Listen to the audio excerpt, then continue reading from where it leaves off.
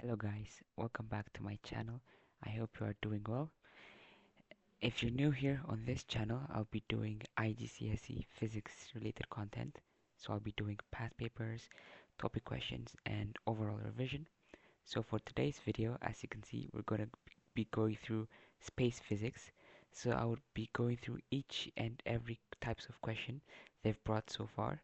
So I'll be going through each and every type of question you might encounter. So make sure to watch until the end. And by the end of this video, you will definitely master this topic. So stay tuned. Number 10. A. State the equation that defines the average orbital speed v of a planet. State the meaning of any symbols you use. So the average orbital speed. So the speed v is going to be 2 pi r over time. So 2 pi r represents the circumference of the orbit. So let's say there's a planet over here, and we have an orbit of the planet. So that means r represents the distance from the center of the planet to the outermost orbit. So this is represented by r, and 2 pi r represents the whole distance of this orbit. So since we know that speed is equals to distance over time, so the distance is represented by 2 pi r, the whole circular distance or the circumference of the orbit. So this is our formula. Speed equals to 2 pi r over time. Suggest why countries that are a significant distance from the equator experience a significant temperature variation throughout the year. So one of the explanations for this could be that we know that the parts of the Earth away from the equator, they tilt, and when the Earth is rotating, the light or the sun hits those parts differently or at different angles. So we can write the sun strike the country or those parts, so the sun strike the country at different angle. At different angle. Part C. Fill in the gaps in the paragraph about a star much more massive than the sun. So now we know we're talking about huge stars. The stage that follows the stable star in the life cycle of the star is the dash stage. So after a stable star, what forms is going to be a red supergiant. If you were talking about the sun, it would just be a giant. Red giant. But then now, since it's a star much bigger than the sun, is going to be red supergiant.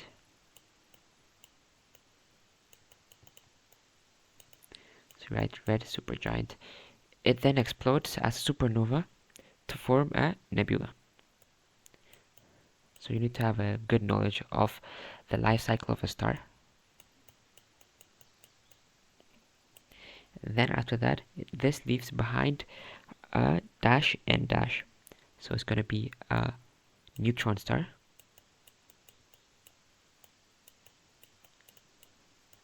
Neutron star. Or a black hole.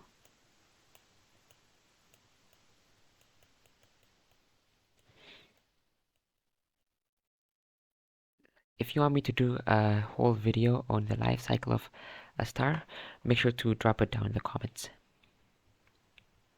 Part D.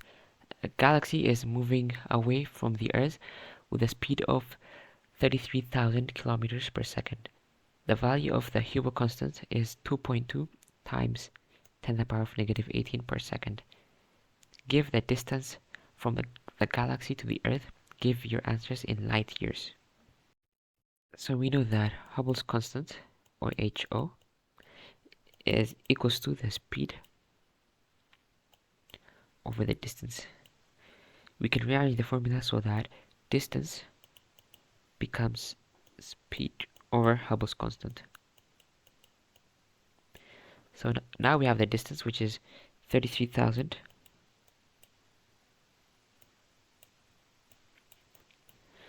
And then we divide it by Hubble's constant, which is going to be 2.2 times 10 to the power of negative 18. Now we know that this distance is given in kilometers per second, so we have to multiply it by 1000 to get it in meters per second. So now we just divide that 33,000 times 1000 divided by 2.2 times 10 to the power of negative 18.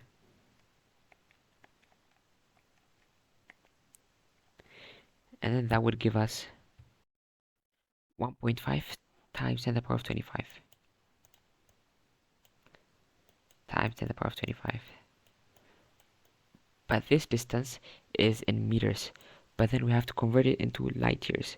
So we can just divide by, we know that 1 light year is going to be 9.5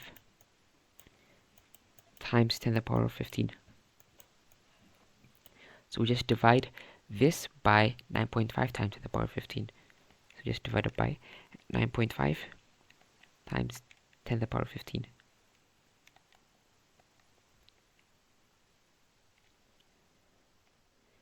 And then we should get somewhere near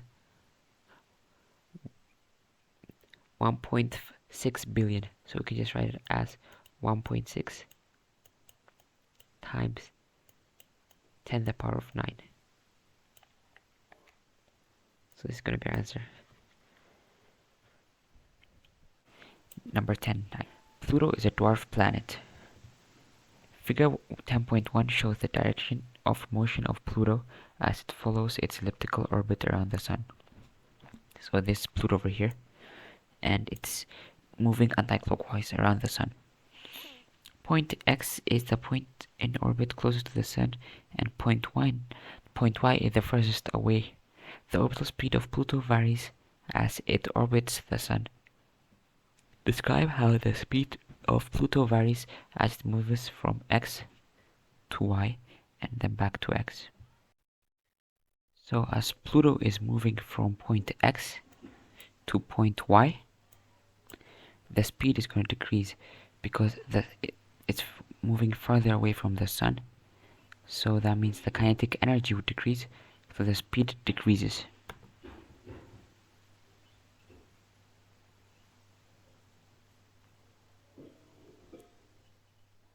You know what? But as Pluto is moving from point Y to point X, the speed is gonna increase because as it's moving closer to the Sun, so there would be more kinetic energy. So we can write from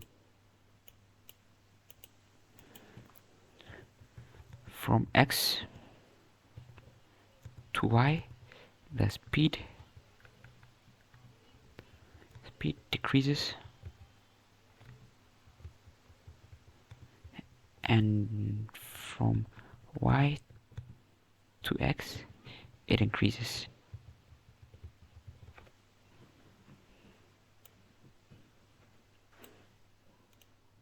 The next question, explain in terms of energy transfers why the speed of Pluto varies in this way. So I've explained it previously. So as it's moving from X to Y, the speed increases because it gains kinetic energy. It loses kinetic energy. From X to Y, it loses kinetic energy and it would gain GPE, or gravitational potential energy. So from X to Y, it loses kinetic energy.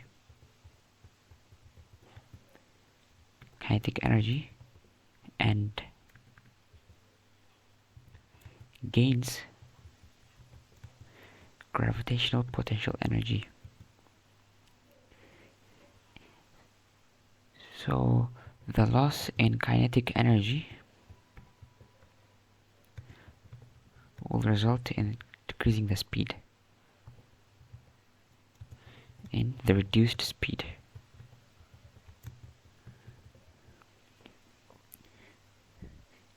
And then we know that the highest GPE is located at Y, and the highest kinetic energy is located at X. So we can write that. So highest GPE is going to be at Y, and lowest KE or kinetic energy is going to be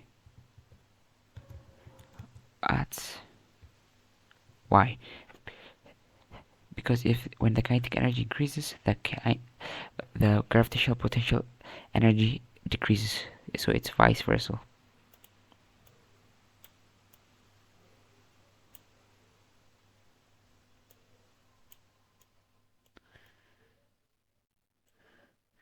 B. The average temperature on the surface of Pluto is 43 Kelvin. Convert this temperature into degrees Celsius. So to convert it into degrees Celsius, what we do is we subtract 273. So it's going to be 43 minus 273, which gives us negative 230. Pluto has a white surface as shown in figure 10.2. As Pluto rotates, the white surface alternatively faces towards and away from the Sun. Explain how this affects the temperature of Pluto as it rotates on its own axis.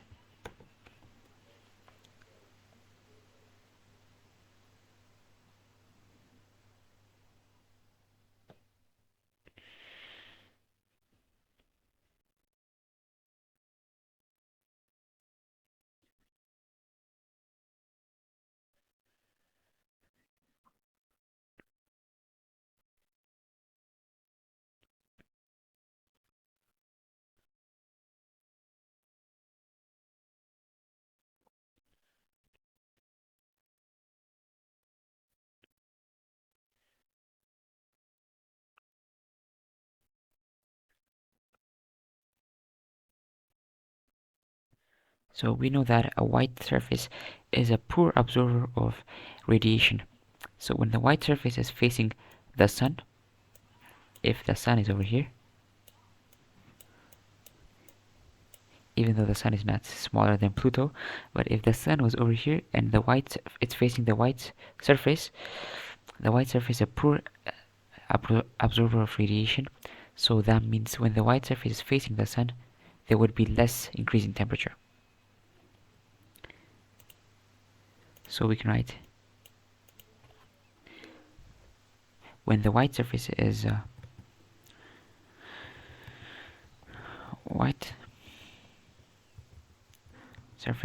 facing the Sun, there will be less increase in temperature. Less increase in temperature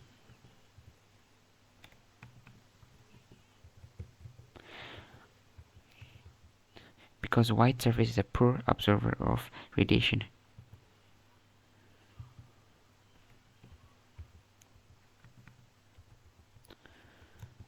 It's poor absorber of radiation. That's going to be our answer. Number 10. State what is represented in space physics by HO. So this is Hubble's constant.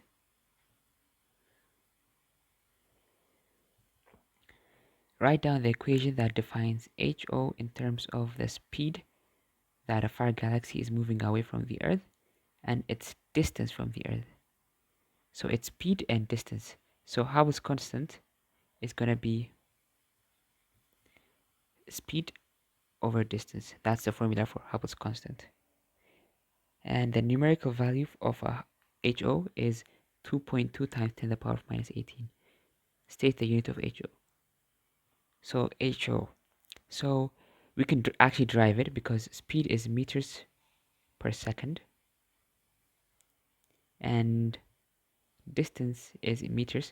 So the meters cancel, so we're just remaining with second to the power of -1. That's a unit. We can also say 1/second. This is a unit. Use this value of HO to determine an estimate for the age of the universe in seconds.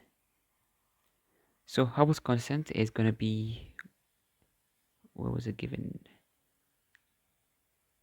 Yeah, over here. 2.2 times 10 to the power of -18, right?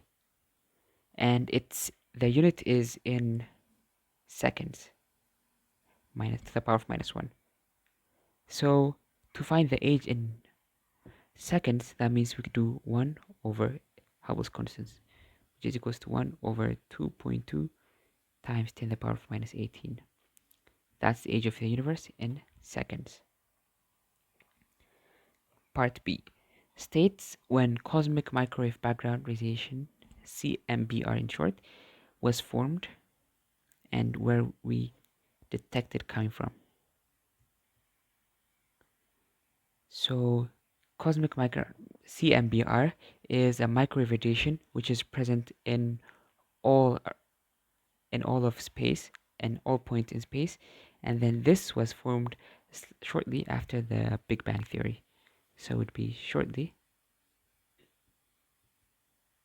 after the Big Bang. And it's detected from all points in space.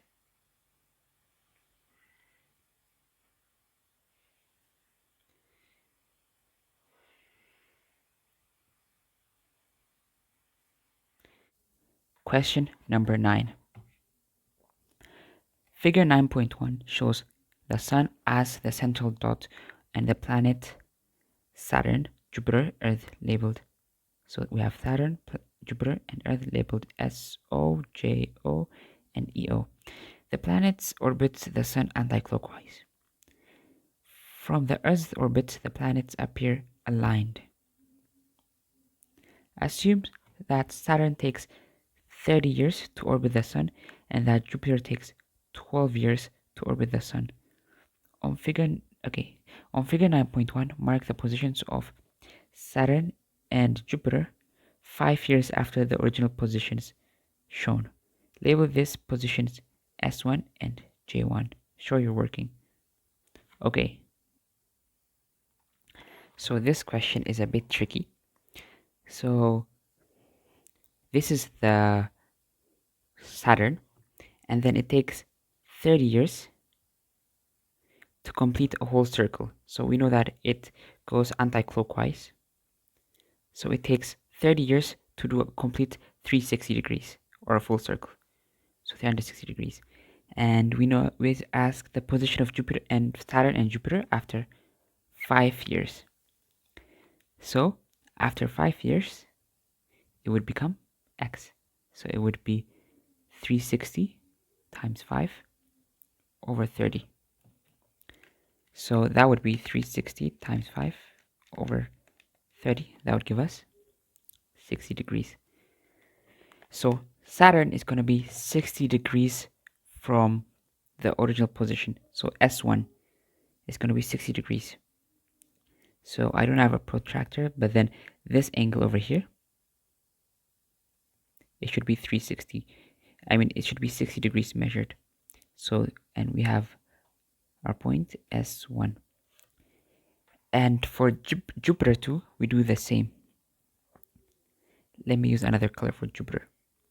So we know that Jupiter takes 12 years. So in 12 years, it does 360 degrees, a whole circle. So that means in 5 years, it would do x. So it would be 5 times 360 over 12. So 5 times 360 over 12, that would become 150 degrees. So it would do a complete 150 degrees. So it would be somewhere around here.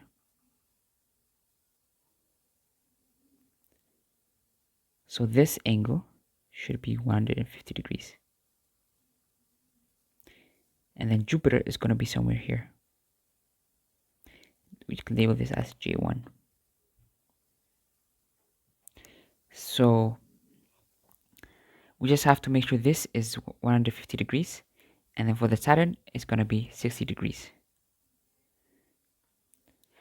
So for our working, we can just put this part over here.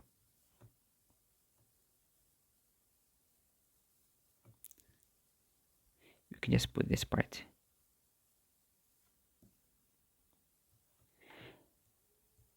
Let's move on. Question B. On figure 9.1, mark the positions of Saturn and Jupiter 20 years after the original positions shown in figure 9.1. Label these positions S2 and J2. For this question, we also do the same thing for we did for the previous one. So we know that Saturn takes 30 years to do a 360 degree. So after 20 years, it would become X. So it would be 360 times 20 over 30. So that would give us 240 degrees. So 240 degrees. So the new position of S2 is going to be somewhere from the center over here. So that means this whole angle over here is going to be 240 degrees. That's for S2. And then for Jupiter, we know that Jupiter takes 12 years to do 360 degrees. And then in 20 years, it would do X. So we do crisscross, and then X would be 600 degrees. So obviously this is a circle and the maximum one is 360. So we know that it does more than one revolution. So we do 600 minus 360 degrees, which becomes 240 degrees. So this is also going to be at 240 degrees. So it's going to be in the same alignment as S2. So we write J2 over here. So same alignment, which is also 240 degrees. 2. State what is observed from the Earth's orbit after 20 years. So when we go back to the diagram, we can see that after 20 years, J2 and S2 are going to be aligned. So we can just write that. So Saturn and Jupiter are aligned. So Saturn and Jupiter are aligned. C. I choose two words from the list to describe each planet. So Jupiter is going to be gaseous and large. So large and gaseous. And Earth is going to be the opposite, rocky and small. Small and rocky. Part 2. The average density of Jupiter is much less than that of Earth. The gravitational field strength at the surface of Jupiter is greater than at the surface of the Earth. Explain how these differences in density and gravitational field strength are consistent with your answers to CI. So for density, Jupiter has lower density because it's made of gas, and gas has less density than rocks or Earth, which is rocky. So has lower density because it's made of gas. And when you talk about gravitational field strength, Jupiter is Jupiter's is larger because Jupiter is bigger and it has higher gravitational field strength, and because it has more mass. Because it has more mass. It has more mass. And it's larger. That's going to be our answer. Part D. The average density of Jupiter is 1,300 kilograms per meter cubed. The volume is 1.4 times 10 to the power 15 kilometers cubed. Calculate the mass of Jupiter. So we know that density equals mass over volume. So mass is going to be density times volume. So density is 1,300 and volume is going to be 1.4 times 10 to the power of 15. So now when we multiply this, we can put it in standard form, and then we can get 1.8 times 10 to the power of 27.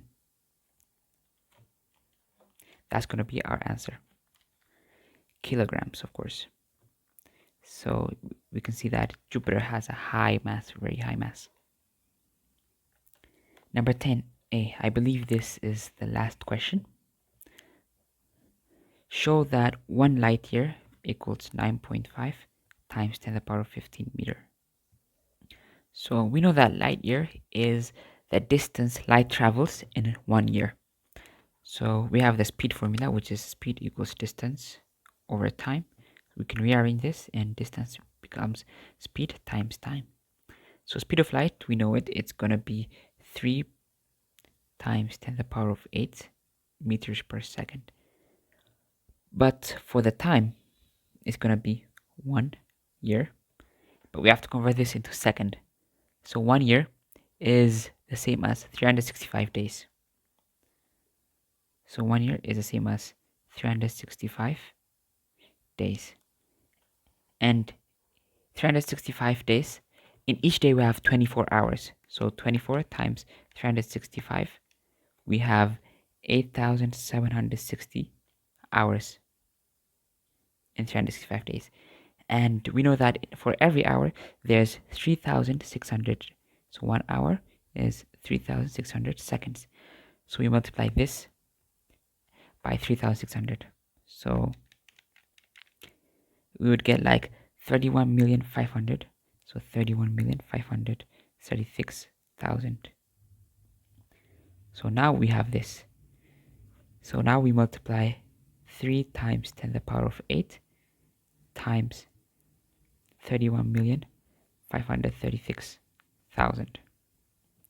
So when we multiply this, we get 9.5 times 10 to the power of 15.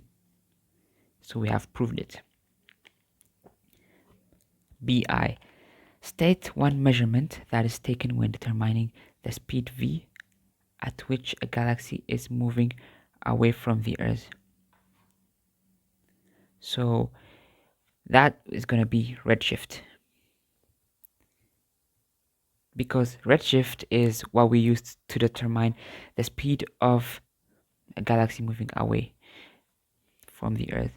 Write down the equation relating v and distance of a far galaxy. So whenever we're talking about the distance of a galaxy and the speed of a galaxy, we're talking about Hubble's constant. So Hubble's constant is going to be the speed over the distance. State how the distance of d of a far galaxy can be determined other than by using the equation in 2. So how we determine the distance of a galaxy is by the brightness of a supernova. A supernova. Supernova is one part of the life cycle of a red supergiant star. So it's around the end. So a supernova, it's what forms after a red giant has decayed. So the V in Hubble's equation is determined by redshift, and the distance is going to be by the brightness of a supernova. So if the supernova is far away, the brightness is going to be decreasing. If the supernova is closer, that means brightness would increase too. Question number 10. The Milky Way is one of many billion galaxies. Each galaxy contains many billions of stable stars. Stable stars transfer energy into space by emitting electromagnetic radiation from their surfaces. Describe what happens in the core of a stable star to release energy that is eventually transferred into space. So what happens in a star is we have hydrogen, and these two hydrogens would fuse to form helium. So we can write the hydrogen nucleus, nuclei is the plural for nucleus. They fuse to form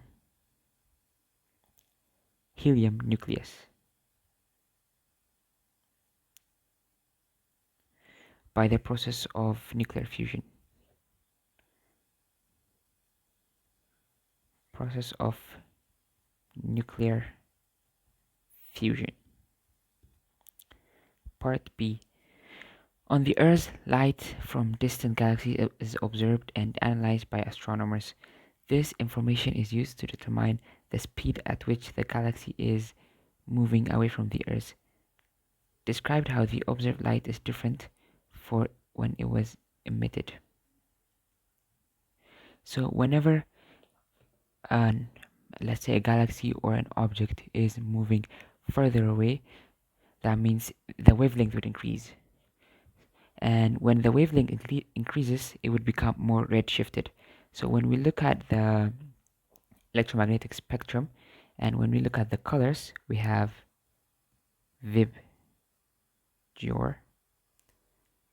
So that means the wavelength increases when we go down here. So as the wavelength increases, it would become more red shifted. So we can say the wavelength is longer and it's more red shifted. Part 2. State the quantity that astronomers use to determine the speed at which the galaxy is moving away. We can write the redshift. Or we can also say the change in wavelength.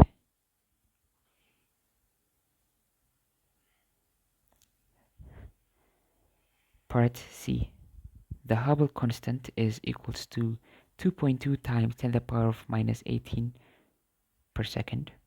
Calculate the distance from the Earth of a galaxy that is moving away at a speed of 1.3 times 10 to the power of 7 meters per second.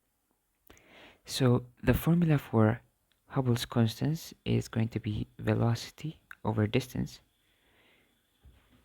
So we can rearrange it so to find distance, which is going to be velocity over Hubble's constant.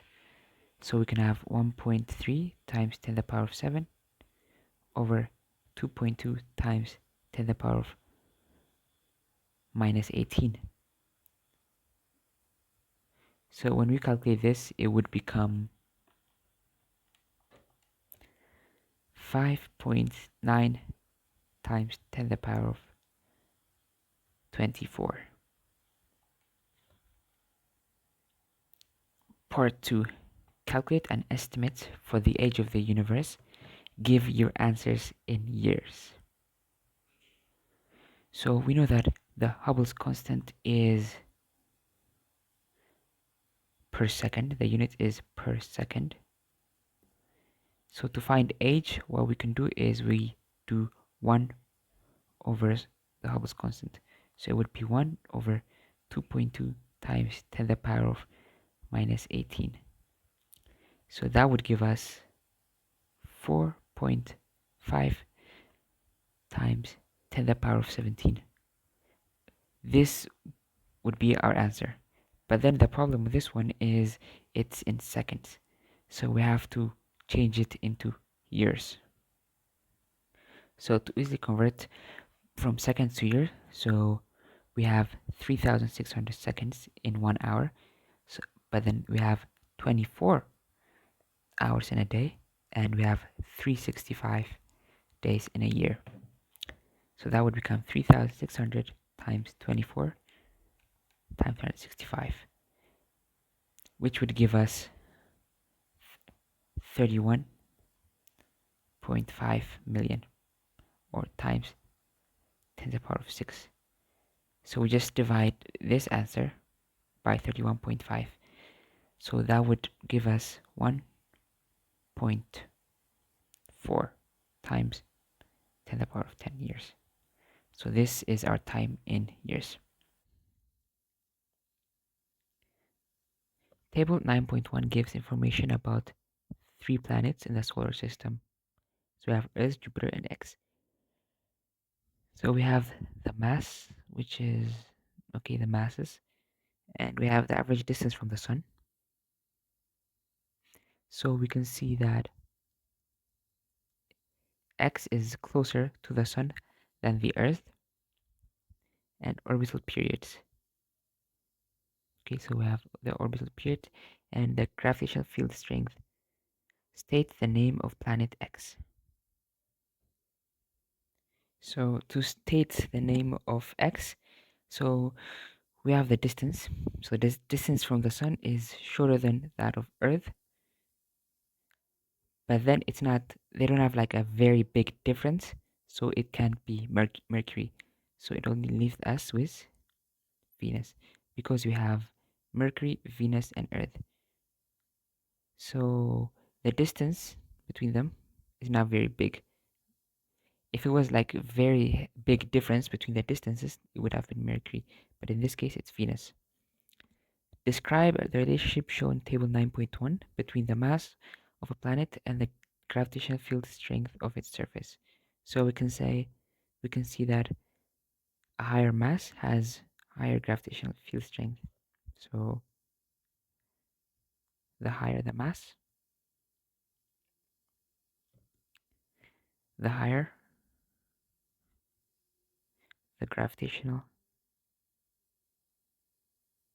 field strength. That would be answer. Explain why distance from the sun in table 9.1 is an average value. So to answer this question, let's look at the orbit of planets. So we have the sun over here, and the orbit is elliptical. So obviously this distance is not going to be equals to this distance. So that's why it's the average distance, because the orbit is elliptical, not circular.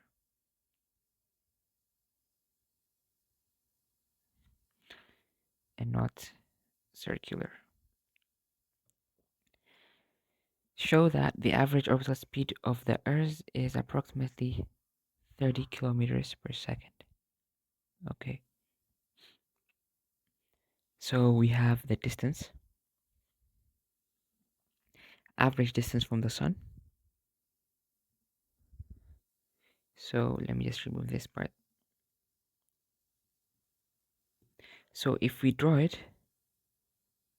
if we have the sun and the Earth, we know that the Earth rotates around the sun, so that on average it forms a circle. So this distance is going to be the radius of the circle. So we're asked to find the speed, and then now we have to find the distance first. So the distance is going to be the circumference of the circle. So circumference is 2 pi r. This is the formula. So the distance is going to be 2 pi r over the time taken.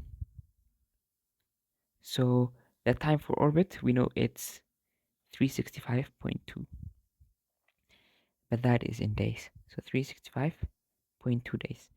We have to change that into seconds first, since it's given in seconds.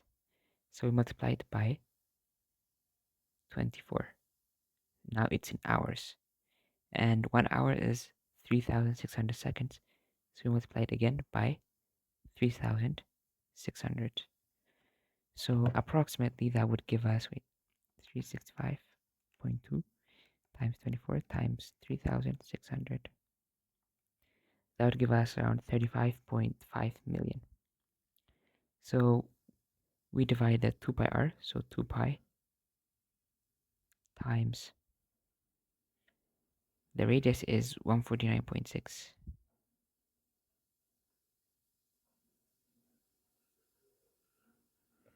6, but we can see that it's times 10 to the power of 6 kilometers.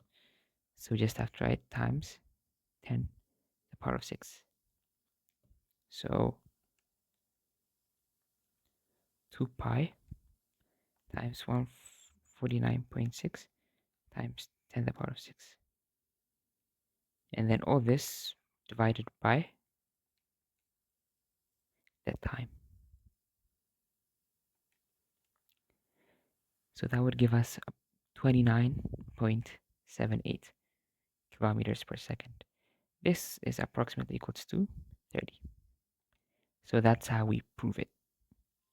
Question 10. I think this is the last question. Complete the sentences about the life cycle of a stars. Protostars are formed from. So in the life cycle of the stars, protostars form from gas and dust. Part B. A protostar becomes a stable star when. So this happens when the inward force is equals to the outward force. So the force of gravity, gravitational force, so force of gravitational attraction is balanced by the force due to the high temperature. Force due to high temperature. So what happens in the star is, let's say this is a star. So there would be nuclear fusion happening in the star. So there would be high temperature and there would be forces acting outwards. And then there's force of gravity which acts inwards. So these forces, when they balance, that means a protostar becomes a stable star. Part C. The initial fuel used to power nuclear reactions in star is hydrogen. Because a hydrogen nucleus joins with another hydrogen nucleus to form a helium nucleus. That's nuclear fusion, basically. Part D. Stars that are approximately the same size as the Sun become red giants. Stars which then form a planetary nebula. So this part is going to be planetary nebula.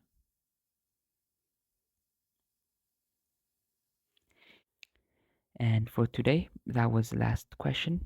And I hope you have enjoyed the video and have learned a lot from it. And if you have enjoyed the video, make sure to like and subscribe so you wouldn't miss any upcoming content. And thank you for watching.